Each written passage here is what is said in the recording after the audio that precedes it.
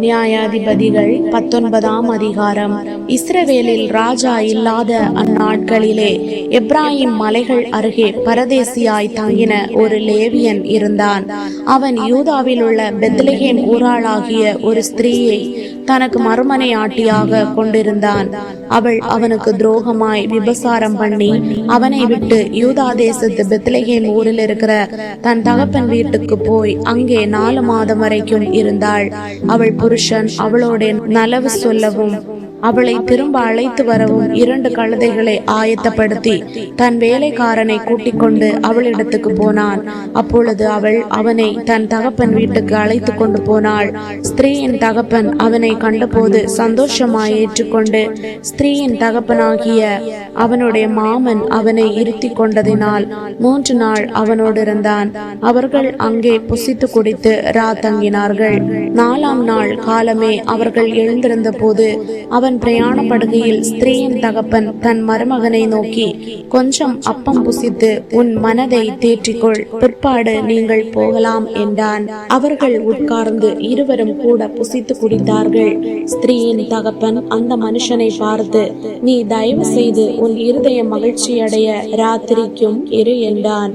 அப்படியே போகிறதற்கு அந்த மனுஷன் எழுந்தபோது அவனுடைய மாமன் அவனை வருந்தி கொண்டதினால் அவன் அன்று ராத்திரியும் அங்கே இருந்தான். 5ஆம் நாளிலே அவன் போகிறதற்கு அதிகாலமே எழுந்திருந்த போது ஸ்திரீயின் தகப்பன் இருந்து உன் இருதயத்தை தேற்றிக்கொள் என்றான். அப்படியே அந்த நேரம் மட்டும் தாமதித்திருந்து இருவரும் போஜனம் பண்ணினார்கள். பின்பு அவனும் அவன் மறுமனையாட்டியும் அவன் வேலைக்காரனும் போகிறதற்கு எழுந்திருந்த போது ஸ்திரீயின் தகப்பனாகிய அவனுடைய மாமன், இதோ பொழுது அஸ்தமிக்க போகிறது, சாயங்காலமும் ஆயிற்று, இங்கே ராத்திரிக்கு இருங்கள், பார் மாலை மயங்குகிற வேளை ஆயிற்று, உன் இருதயம் சந்தோஷமாயிருக்கும்படி இங்கே ராத்தங்கி நாளை இருட்டோടെ எழுந்திருந்து உன் வீட்டுக்கு போகலாம் என்றான். அந்த மனுஷனோ ராத்திரிக்கு இருக்க மனதில்லாமல் 2 கழுதைகள் மேலும் சேணம் வைத்து தன் மறுமனையாட்டியை கூட்டிக் கொண்டு எழுந்து புறப்பட்டு எருசலேமாகிய எபூசுக்கு நேராக வந்தான். அவர்கள் எபூசுக்கு சமீபமாய் வருகையில் பொழுது போகிறதாயிருந்தது. அப்பொழுது வேலைக்காரன் தன் எஜமானை நோக்கி, எபூசியர் இருக்கிற இந்த பட்டணத்திற்கு போய் அங்கே ராத்தங்கலாம் என்றான். அதற்கு அவன் எஜமான், நாம் வழியை விட்டு இஸ்ரவேல் புத்திரர் இல்லாத மறு ஜாதியார் இருக்கிற பட்டணத்துக்கு போகப்படாது, அப்பாலே கிபியா மட்டும் போவோம் என்று சொல்லி தன் வேலைக்காரனை பார்த்து, நாம் கிபியாவிலாகிலும் ராமாவிலாகிலும் ராத்தங்கும்படிக்கு அவைகளில் ஒரு இடத்திற்கு போய் சேரும்படி நடந்து போவோம் வா என்றான். அப்படியே அப்பாலே நடந்து போனார்கள். பென்யமின் நாட்டை சேர்ந்த கிபியாவின் கிட்ட வருகையில் சூரியன் அஸ்தமனமாயிற்று. ஆகையால் கிபியாவிலே வந்து ராத்தங்கும்படிக்கு வழியை விட்டு அவ்விடத்திற்கு போனார்கள். அவன் பட்டணத்துக்குள் போன போது ராத்தங்குகிறதற்கு அவர்களை வீட்டிலே சேர்த்து கொள்வார் இல்லாததினால் வீதியில் உட்கார்ந்தான். வயலிலே வேலை செய்து மாலையிலே திரும்புகிற ஒரு கிழவன் வந்தான். அந்த மனுஷனும் எப்ராயிம் மலை தேசத்தான். அவன் கிபியாவிலே சஞ்சரிக்க வந்தான். அவ்விடத்து மனுஷரோ பென்யமீனர். அந்த கிழவன் தன் கண்களை ஏறெடுத்து பட்டணத்து வீதியில் அந்த பிரயாணக்காரன் இருக்க கண்டு, எங்கே போகிறாய், எங்கே இருந்து வந்தாய் என்று கேட்டான். அதற்கு அவன், நாங்கள் யூதாவில் உள்ள ஊராகிய பெத்லெகேமிலிருந்து வந்து எப்ராயிம் மலை தேசத்தின் புறங்கள் மட்டும் போகிறோம். நான் அவ்விடத்தான். யூதாவில் உள்ள பெத்லெகேம் மட்டும் போய் வந்தேன். நான் கர்த்தருடைய ஆலயத்துக்கு போகிறேன். இங்கே என்னை வீட்டிலே ஏற்றுக்கொள்வார் ஒருவரும் இல்லை. எங்கள் கழுதைகளுக்கு வைக்கோலும் தீபனமும் உண்டு. எனக்கும் உமது அடியாளுக்கும் உமது அடியானோடு இருக்கிற வேலைக்காரனுக்கும் அப்பமும் திராட்சரசமும் உண்டு, ஒன்றிலும் குறைவில்லை என்றான். அப்பொழுது அந்த கிழவன், உனக்கு சமாதானம், உன் குறைவுகள் எல்லாம் என்மேல் இருக்கட்டும், வீதியிலே மாத்திரம் ராத்தங்க வேண்டாம் என்று சொல்லி அவனை தன் வீட்டுக்குள் அழைத்து கொண்டு போய் கழுதைகளுக்கு தீபனம் போட்டான்.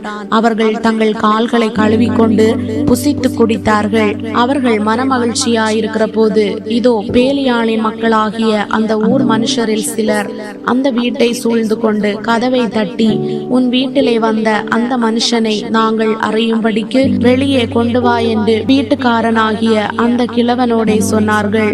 அப்பொழுது வீட்டுக்காரனாகிய அந்த மனுஷன் வெளியே அவர்களிடத்தில் போய், இப்படி செய்ய வேண்டாம் என் சகோதரரே, இப்படிப்பட்ட பொல்லாப்பை செய்ய வேண்டாம். அந்த மனுஷன் என் வீட்டிற்குள் வந்திருக்கையில் இப்படி கொத்த மதிகேட்டை செய்யீர்களாக.